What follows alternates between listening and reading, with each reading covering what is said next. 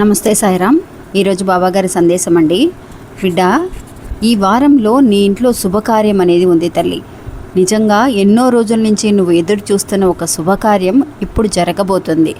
ఆ శుభకార్యం కూడా నీ వాళ్ళందరూ కూడా దగ్గరుండి జరిపించబోతున్నారు అని అంటున్నారు. ఇంకా ఏమంటున్నారు చూద్దాము. అంతేకాకుండా మీకు పర్సనల్గా కనుక ఎలాంటి సమస్యలు ఉన్నా కూడా ఈ గురువు గారికి ఒకసారి ఫోన్ చేయండి ఫ్రెండ్స్. ఫోన్ ద్వారా మీ సమస్యల్ని పరిష్కరించుకోండి. ఎలాంటి సమస్యలైనా సరే ఇట్టే పరిష్కరిస్తున్నారు. ఇంకా బాబా అన్నట్టుగా అండి, మన ఇంట్లో ఒక శుభకార్యం జరగదా అని 1000 కళ్ళతో ఎదురు చూస్తూ ఉన్న బాబా భక్తులందరికీ కూడా బాబా ఇచ్చే సందేశం అండి ఇది. నిజంగా రాబోయే ఒక వారం రోజుల్లో నిజంగా ఒక పెళ్లి గురించి కానివ్వండి, సంతాన భాగ్యం కానివ్వండి, సొంత ఇంటి కళ అనేది నెరవేర్చుకోవాలి అని ఎదురు చూసే వాళ్ళందరికీ కూడా బాబా ఇచ్చే శుభకార్యం అండి. అంటే గుడ్ న్యూస్ అనమాట ఇది.